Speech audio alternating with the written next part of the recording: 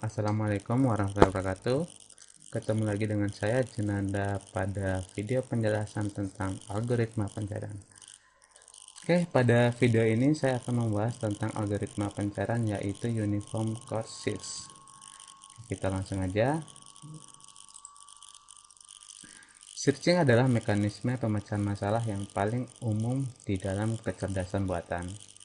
Di dalam permasalahan-permasalahan kecerdasan buatan, urutan langkah-langkah yang dibutuhkan untuk memperoleh solusi merupakan suatu isu yang penting untuk diformulasikan.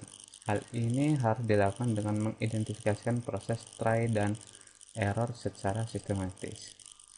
Pada eksplorasi setiap alternatif jalur yang ada. Algoritma searching di dalam kecerdasan buatan yang umumnya dikenal ada dua, yaitu Uniform Search Algorithm dan Informed Search Algorithm. Uninformed Search Algorithm sering disebut juga dengan blind search atau pencarian buta. Istilah tersebut digambarkan atau menggambarkan bahwa teknik pencarian ini tidak memiliki informasi tambahan mengenai kondisi di luar dari yang disediakan oleh definisi masalah. Yang dilakukan oleh algoritma ini adalah melakukan generate dari suksesor dan membedakan goal state dari non-goal state. Pencarian dilakukan berdasarkan pada urutan mana saja node yang hendak diekspand. Salah satu dari algoritma uninformed search atau pencarian buta ini adalah uniform cost search yang akan kita bahas secara mendetail.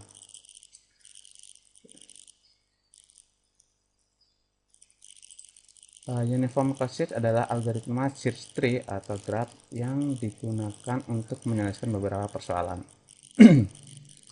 Algoritma ini memulai pencarian dari root node, kemudian dilanjutkan ke node-node selanjutnya, di mana node tersebut dipilih yang memiliki harga atau cost terkecil dari root node.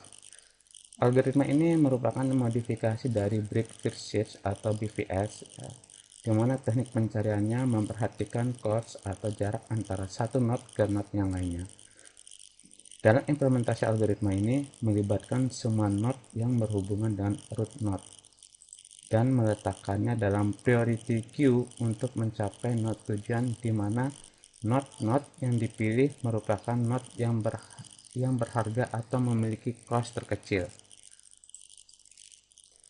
Oke, sebagai contoh pada kasus berikut ini ada sebuah peta ya, tampak pada gambar itu sebuah peta kota Rumania ya, di mana initial state terletak pada north start atau kota Arad.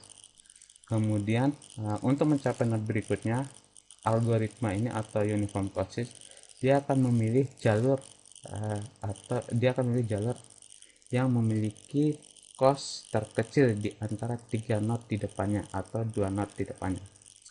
Dan begitu seterusnya, dilakukan pengecekan node yang memiliki harga terkecil hingga sampai pada goal state, atau pada kasus ini goal state-nya adalah kota Bukares. Konsep dasar dari Uniform Cost Search hampir sama dengan BFS atau Breadth First Search. Cuma perbedaannya di sini adalah bahwa BFS atau Breadth First Search menggunakan urutan level yang paling rendah sampai yang paling tinggi. Sedangkan untuk Uniform Cost Search atau UCS itu dia akan menggunakan urutan biaya dari yang paling kecil sampai yang terbesar.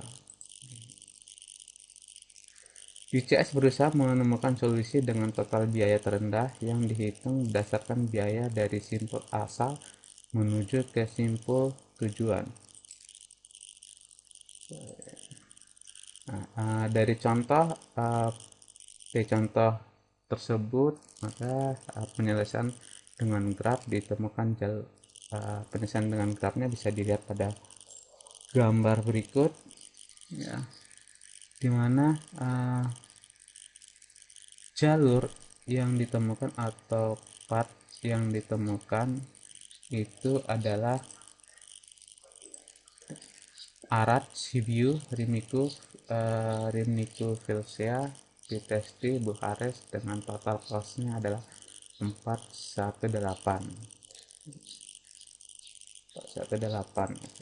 Oke, jadi dari Arad, kota Arad atau kota start menuju kota tujuan, nah itu dia harus melewati not dari Arad, Sibiu, Rimniku, Vilcea, Vitesti, dan Bukares dengan total costnya 0 ditambah 140 tambah 80 tambah 97 tambah 101, jadi total cost yang terendah adalah 418.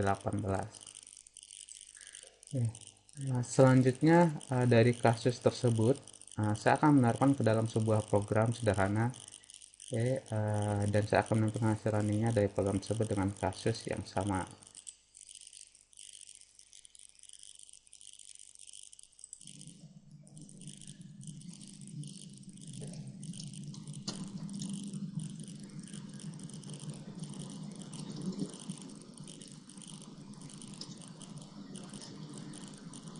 Oke, di situ bisa dilihat hasilnya sesuai dengan kita hitung manual.